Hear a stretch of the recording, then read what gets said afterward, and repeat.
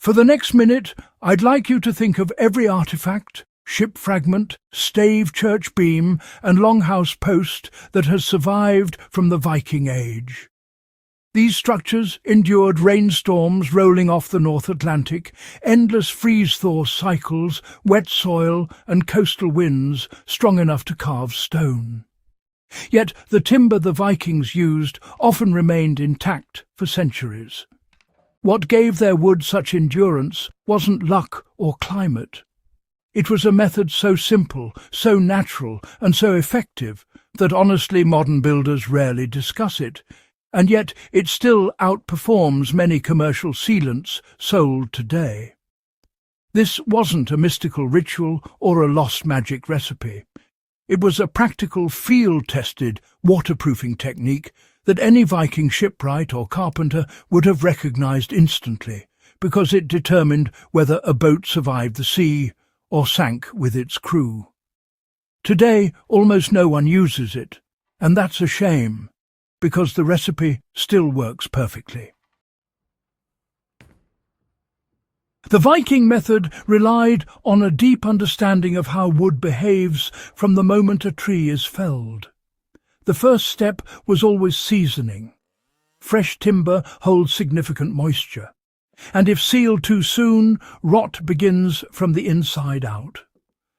Vikings allowed their wood to dry slowly under cover, often protected by turf roofs or stacked under lean-tos, which allowed air to circulate while shielding the timber from direct sun. Slow drying kept the fibres strong and reduced cracking. This foundational step meant that once the wood was finally waterproofed, it stayed stable for the long haul. Modern builders commonly ignore this stage, but replicating it provides a major advantage when preparing any outdoor project. Once the wood was seasoned, the Vikings applied their signature waterproofing mixture, a blend of pine tar, animal fat, and sometimes fish oil. Pine tar was the heart of the formula, produced in earthen kilns by burning resin-rich pine roots under low oxygen. The result was a thick, dark, antimicrobial liquid that penetrated deeply into the grain and rain-proofed the wood. Mixed with fat or fish oil, it became more workable and flexible, allowing it to soak into the fibres rather than sit on the surface. The Vikings warmed this mixture before application, which dramatically increased absorption. Warm tar reaches deep into the cellular structure of wood, creating a barrier that repels water while still allowing moisture inside the timber to escape. This prevented the rot caused by trapped condensation, one reason Viking waterproofing succeeds where modern plasticized coatings fail. Applying the mixture was a hands-on, deliberate process. On ships, it was brushed or rubbed into every plank, seam, and joint. Vikings didn't just coat the wood, they saturated it. They often repeated the application for several days, allowing the timber to drink in layer after layer. The result was wood that stiffened, darkened, and became extremely resistant to moisture, insects, and fungal growth. This is why archaeological digs along Old Norse trade routes still uncover tar-coated timbers in recognizable condition after a millennia. Recreating this Viking method today is surprisingly straightforward. With real pine tar, often sold as Stockholm tar, animal fat such as tallow, and optional fish oil, anyone can assemble a waterproofing mixture nearly identical to what Viking shipwrights used. Melt the animal fat gently, add pine tar in equal proportion, and stir until you get a smooth, warm liquid. The addition of a small amount of fish oil improves penetration and flexibility, just as it did on Norse vessels. Once heated to a manageable temperature, apply it to dry wood with a brush or rag. Work slowly, allowing the mixture to soak in rather than sit on top. After the first coat dries, apply another. A few days of repeated coats create a level of protection that rivals pressure-treated lumber without relying on chemicals.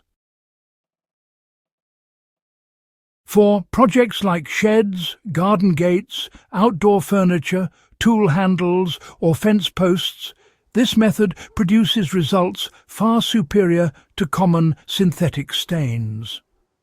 When working with posts, one can use another Viking trick, lightly charring the lower section of the timber before applying the tar mixture. The charred layer creates a natural carbon shield that resists moisture and insects. Coating this section afterward seals the pores while keeping the structure breathable. This combination is one of the reasons some Viking-era wooden foundation posts survive even after centuries of soil contact. Another practical example is waterproofing a wooden tool handle. After shaping and smoothing the handle, warm the tar-fat mixture and apply it in several coats. The handle will darken, strengthen, and gain a subtle water resistance that also protects against cracking during dry seasons. This is the same method Norse craftsmen used for shafts, grips, and farm tools that needed to survive harsh northern conditions. What made the Viking method uniquely effective wasn't the materials themselves. Pine tar and fats were common across cultures, but their understanding of how wood lives. They respected its movement, the way it expands and contracts, the way it breathes. Their waterproofing didn't smother timber, it partnered with it. Modern waterproofers often try to create a plastic shell around the wood, which cracks and peels. The Viking method, however, flows with the wood's natural tendencies. That synergy is why it worked then, and why it still works today. The survivalist and homesteading communities continue to rediscover pieces of this ancient craftsmanship. Those willing to learn from the past gain tools that require no synthetic chemicals, no commercial preservatives, and no complicated equipment. Just heat, patience, and a mixture that has already proven itself across 1,000 years of storms. If you want more deep dives into ancient engineering that still outperforms modern materials, be sure to subscribe to Thermal Vault and share this guide with others who appreciate history that continues to earn its place.